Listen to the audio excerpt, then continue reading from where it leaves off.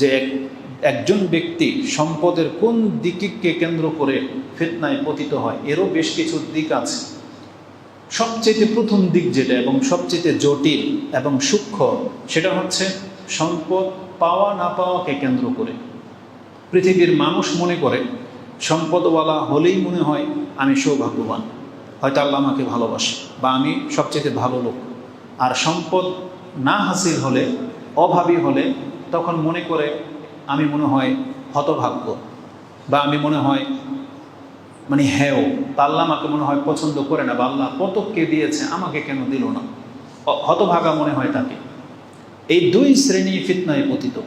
যারা সম্পদটাকে সম্মানের মাপকাঠি মনে করেন, শ্রেষ্ঠত্ব হওয়ার মনে করেন, আবার যারা সম্পদ না পাওয়াটাকে হীনতা মনে করেন, এই দুই শ্রেণী ফিতনায় পতিত হয়েছে।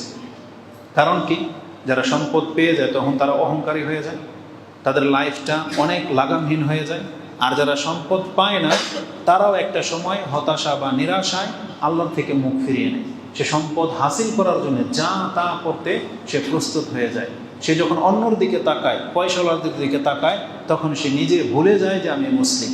তো এটা মূলত সম্পদের ফিতনার কারণে হয়েছে। কিন্তু একজন মুসলিম যখন জানবে যে না, সম্পদ পাওয়া না পাওয়ার সাথে আমার সাথে আল্লাহর ভালো মন্দের সম্পর্ক নাই, আমি বেশি পেলেও আল্লাহর বান্দা, না পেলেও আল্লাহর বান্দা, আমাকে বেশি দিলেও আল্লাহ আমাকে ভালোবাসেন, না দিলেও আল্লাহ আমাকে ভালোবাসেন, আমার সম্পর্কটা হচ্ছে ইবাদতগত সম্পর্ক, তখন একজন মানুষ পয়সাওয়ালা হলেও তার কোনো ভয় নেই, অভাবী হলেও তার কোনো ভয় নেই। কিন্তু যারা ওই যেমনটা বলে যে পয়সাওয়ালারাই মানে হচ্ছে সম্মানিত, আর পয়সা যাদের নাই তারা হচ্ছে অসম্মানিত, তারা ফিতনায় পতিত হয়েছে।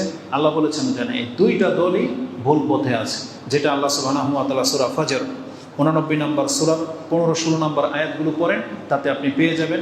আল্লাহ সুবহানাহু ওয়া তাআলা সেখানে বলেছেন যে আমি মানুষকে যখন পরীক্ষা করি, তখন আমি কাউকে বাড়িয়ে দিলে, সম্মান দিলে, সে বলে রব্বি আকরামান, আম্মা ইজা মাবতালাহু ফাকাদারা আলাইহি রিজকান ফায়াকুলু রব্বি আহানা। যখন আমি মানুষের রিজিককে সংকীর্ণ করে দিই, তখন সে বলে আল্লাহ আমাকে লাঞ্ছিত করেছে। যেমন অধিকাংশ মুসলিম অভাবীরা আল্লাহকে দোষারোপ করে, তাই আল্লাহ আমাকে দিতে পারলো না, ওকে দিল, এতকে দিল, মানে আল্লাহকে দোষারোপ করে। তা আল্লাহ সুবহানাহু ওয়া তাআলা বলেছেন না, বেশি পেলেই আল্লাহ সম্মানিত তোমাকে করেনি, আর তোমাকে কম দিয়েছি বিদায় তোমাকে আমি হীন করে দেইনি। কাল্লা, আল্লাহ বলছেন কাল্লা, এটা হইতেই পারে না, দুইটাই ভুল। তো কেন আল্লাহ সুবহানাহু ওয়া তাআলা আমাদেরকে কম দিলেন? যারা কম পেয়েছেন, যারা অভাবী, এটা তাদের জন্য। পাপীদের সম্পদ বেশি কেন, কাফেরদের সম্পদ বেশি কেন? এটা একটা হিকমা। আল্লাহ সুবহানাহু ওয়া তাআলা তিনি চাইলে আমাদেরকে জানাইতে পারতেন, চাইলে নাও জানাইতে পারতেন, কিন্তু আল্লাহ আমাদেরকে জানিয়েছেন যাতে করে আমাদের অন্তর স্থির থাকে, আমরা যেন হিকমাটা বুঝতে পারি যে আল্লাহর রহস্যটা কি, কেন আল্লাহ কাফেরদেরকে এত সম্পত্তি দিয়ে রেখেছেন। মূলত আল্লাহ সুবহানাহু ওয়া তাআলা অনেকগুলো কারণ বলেছেন, তার একটি কারণ হলো যে কাফেরদেরকে আমি ভালোবেসে দেই নাই। যারা অনেক বেশি পাপী, তাদের সম্পদশালী হওয়াটা এটা আল্লাহ তাদেরকে সম্মানিত করার জন্য দিচ্ছেন না, বরং এই সম্পদের কারণেই দুনিয়াতে এরা লাঞ্ছিত হবে, শাস্তি পাবে। এই সম্পদই ওদের শাস্তির কারণ হবে, এবং ওরা সম্পদের পাওয়ার কারণে এমনভাবে জীবনযাপন করবে যে কোনোদিন তওবা করে যে আল্লাহর রাস্তা ধরতে হবে সেই তৌফিকটা ওরা পাবে না। তার মানে অধিকাংশ পাপীরা দেখবেন, পয়সাওয়ালারা, তারা তওবা করার সুযোগ পায় না, বা এই যে কাফেররা ওই অবস্থায় মরে যাচ্ছে। এই কথাটি আল্লাহ সুবহানাহু ওয়া তাআলা কোরআনে আমাদেরকে জানিয়েছেন, যেটা আপনি সূরা তাওবা 9 নম্বর সূরার 55 এবং 85 নম্বর আয়াতে পাবেন। একটা আয়াতই দুই জায়গায় রয়েছে তাওবাতে। আল্লাহ সুবহানাহু ওয়া তাআলা রাসূল সাল্লাল্লাহু আলাইহি ওয়াসাল্লামকে দিয়ে আমাদের সবাইকে, মুসলিমকে উপদেশ দিয়েছেন। আল্লাহ বলেছেন ফালা তুজিবুকা আমওয়ালুহুম ওয়া আওলাদুহুম, খবরদার তাদের সন্তান সন্ততি এবং তাদের সম্পদ যেন তোমাদেরকে বিভ্রান্ত করতে না পারে। ফালা তুজিবুকা, তোমরা আশ্চর্যিত হয়েও না, ধোঁকা খেয়ে যেও না। ফালা তুজিবুকা আমওয়ালুহুম ওয়ালা আওলাদুহুম ইন্নামা ইউরিদুল্লাহু লিয়ুআযযিবাহুম বিহা ফিল হায়াতিদ দুনিয়া। আল্লাহ ইচ্ছা করেছেন যে এই সম্পদ সন্তান দিয়েই ওদেরকে আমি দুনিয়াতে শাস্তি দেব।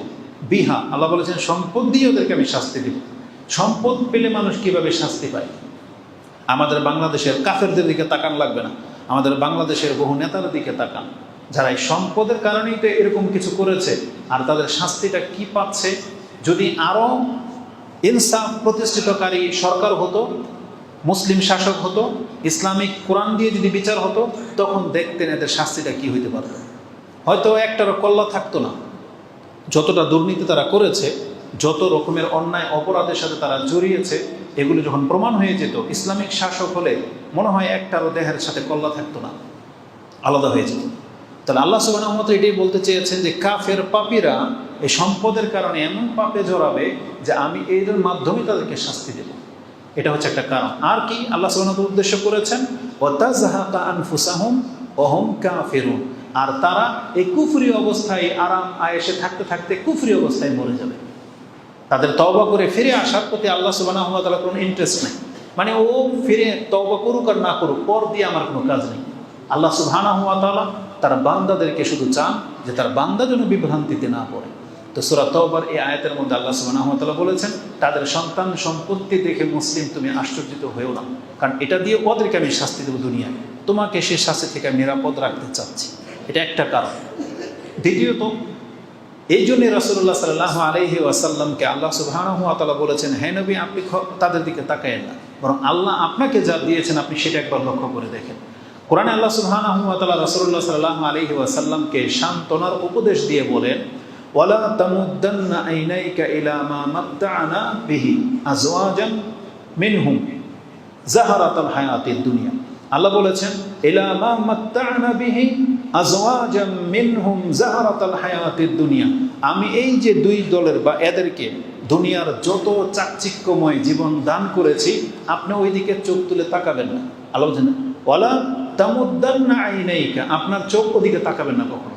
ওখানে কি হচ্ছে না হচ্ছে Europe, America, Australia, France, Japan, ওইসব জায়গাগুলোতে বা একদম পয়সাওয়ালাদের জীবনের দিকে আপনি তাকাবেন না। এগুলো কেন? এই জিনাত তাদেরকে দেওয়া হয়েছে দুনিয়াতে তারা এগুলো নিয়ে মত্ত থাকুক। লিনাফতিনাহুম ফি, আল্লাহ বলেছেন এই জমিনে আমি তাদেরকে পরীক্ষা করতে এগুলো দিয়েছি। লিনাফতিনাহুম ফি, আমি এগুলো দিয়ে তাদেরকে ফিতনায় ফেলার জন্য দিয়েছি। তারা ফিতনায় পতিত হয়ে গেছে, তারা বলে গেছে তারা মুসলিম হবে, তারা বলে গেছে যে পরকাল রয়েছে, তার রবের কাছে দাঁড়াতে হবে, এগুলো তারা ভুলে গেছে। অতএব আপনি সেই দিকে তাকাবেন না। তারপর আল্লাহ সুবহানাহু ওয়া তাআলা রাসূলকে সহ আমাদের সমস্ত মুসলিমকে বলেছেন, ওয়া রিজকু রাব্বিকা খায়রু ওয়া আবকা, আপনার রবের পক্ষ থেকে যে রিজিক আপনাদের জন্য নির্ধারণ করা হয়েছে এটা হচ্ছে খায়ের, উত্তম এবং আবকা, চিরস্থায়ী, বাকি থেকে যাবে। তার মানে এখানে আল্লাহ সুবহানাহু ওয়া তাআলা দুনিয়াকে উদ্দেশ্য নেননি, দুনিয়াটাকে কাফেরদের জন্য ছেড়ে দিতে বলা হয়েছে যে ওদিকে তোমরা তাকাও না। তোমরা যেহেতু মুসলিম, তোমাদের জন্য তোমার রব যে রিজিকের ব্যবস্থা করে রেখেছেন এটা খায়ের ও আবকা, চিরস্থায়ী। তার মানে এখানে আল্লাহ সুবহানাহু ওয়া তাআলা জান্নাতের ওয়াদা দিচ্ছেন যে আমরা যদি এদের মতো জীবনযাপন না করি, আল্লাহ যেভাবে আমাদেরকে হালালের উপরে রেখেছেন এইভাবে যদি আমরা হালালের উপরে থেকেই মৃত্যুবরণ করতে পারি, তাহলে আল্লাহ আমাদের জন্য জান্নাতকে প্রস্তুত করে রেখেছেন, যেখানে কোনো কাফের ঢুকতে পারবে না।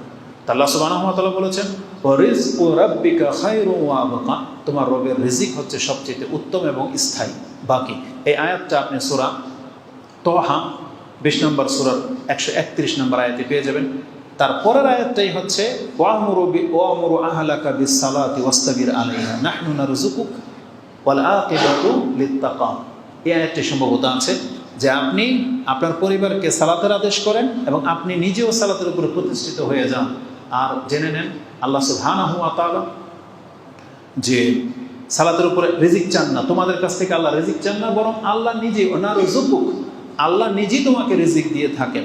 তার মানে বোঝা যাচ্ছে যে ইবাদতের মাধ্যমে আমরা রিজিক প্রাপ্ত হতে পারি, যেটা অধিকাংশ মানুষ মনে করে। যখন বেকার থাকেন, যখন পেরেশানিতে থাকেন, আপনাকে যখন বলা হয় 2 রাকাত সালাত আদায় করবেন বা আল্লাহকে ডাকেন, জিকির করে, এই বসে বসে জিকির করা, সালাত করা আপনার কাছে এটা মানে মনে হচ্ছে যে এর মাধ্যমে রিজিক কিভাবে আসবে। কিন্তু আপনি আল্লাহর ইবাদতে লেগে থাকেন, আল্লাহ কিভাবে রিজিক দেবে আল্লাহ সে প্ল্যান কিন্তু করে রেখেছে। এটা নির্দ্বিধায় বলতে পারি, যদি আমরা রাসূল সাল্লাল্লাহু আলাইহি ওয়াসাল্লামের সুন্নতের উপরে থেকে যেতাম না, আমাদের কাজ যদি শুধু এটা আল্লাহর ইবাদত করার, জিহাদ করা, আমাদেরকে আর গার্মেন্টসে চাকরি করে খেতে হতো না, আমাদের মুসলিমদেরকে কারো চাকরগিরি করে খেতে হতো না, ওই অটো চালাইয়ে বা যে কোনো কিছু করে যেটা দিয়ে আপনি রাত দিন মেহনত করতেছেন এটা মুসলিমদের করতে হতো না। কারণ যদি মুসলিমরা হাতের মধ্যে কোরআন এবং তলোয়ার যদি ধরে রাখতে পারতো, তাহলে রিজিক কোত্থেকে আসতো আপনি দেখতে পেতেন, আপনার ঘরে রিজিক ঢুকে যেত। যেভাবে রাসূল সাল্লাল্লাহু আলাইহি ওয়াসাল্লামের যুগে বিভিন্ন সময়ে গনিমতের মালগুলো সাহাবেরা ভাগ করে পেয়েছেন, যদি বলতে পারেন হইতে পারে সেটা কম, কিন্তু এই যুগে সেটা অনেক বিপুল পরিমাণে হতে পারত। কিন্তু আমরা যখন নিজেরাই নিজেদের রিজিকের দায়িত্ব নিয়ে নিয়েছি, এই জন্য আল্লাহ সুবহানাহু ওয়া তাআলা বলছে ঠিক আছে, বনী ইসরাঈলের মতো মান্নার সালোয়া তোমাদের লাগবে না, তোমরা এখন নিজেরাই ইনকাম করে খাও।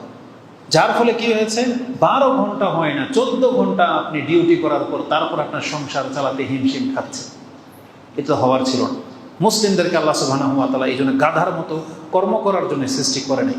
মুসলিমদেরকে সৃষ্টি করা হয়েছে আল্লাহ সুবহানাহু ওয়া তাআলার বন্দেগী করার জন্য। কিন্তু আমরা নিজেদের পেটকে বাঁচানোর জন্য এই 12-14 ঘন্টা নষ্ট করে দিচ্ছি, কিন্তু আল্লাহ সুবহানাহু ওয়া তাআলার ইবাদত করি না।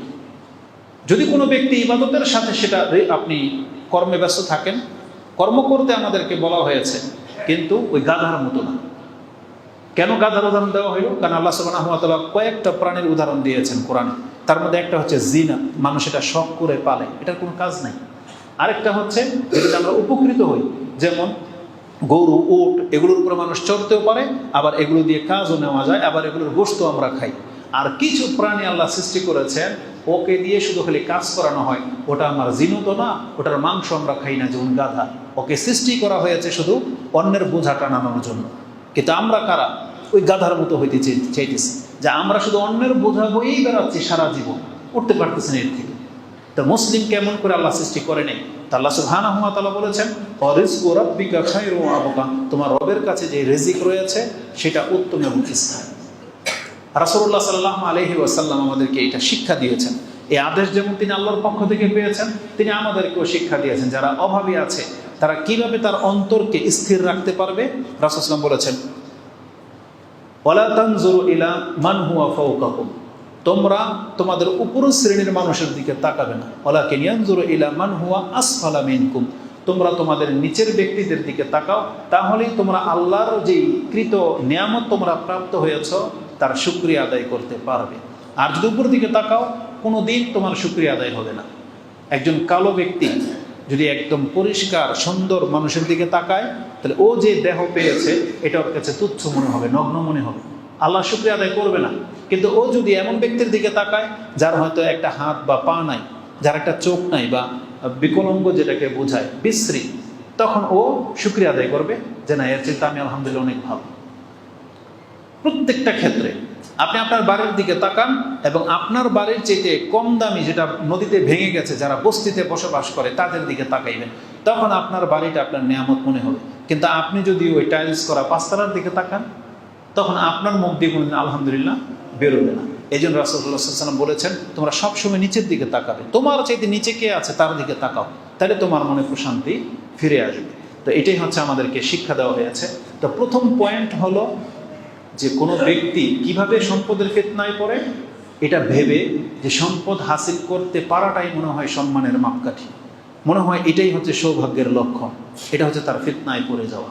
আর অভাবী হলে হতভাগ্য নিজেকে মনে করা, হীন মনে করা, এটা হলো ফিতনায় পড়ে যাওয়া। তাহলে এ থেকে আমাদেরকে বাঁচতে হবে। কোরআন দুটাকে অস্বীকার করা হয়েছে, যে আল্লাহ সুবহানাহু ওয়া তাআলা বলেছেন সম্পদ পাওয়া না পাওয়াকে কেন্দ্র করে তোমাদের সাথে যেন আল্লাহর সম্পর্ক নষ্ট না হয়। আল্লাহ যাকে যতটা চায় ততটাই দেন, কিন্তু আল্লাহর কাছে সম্মানিত কারা? ইন্নামা আকরামাকুম ইনদাল্লাহি আতকাকুম।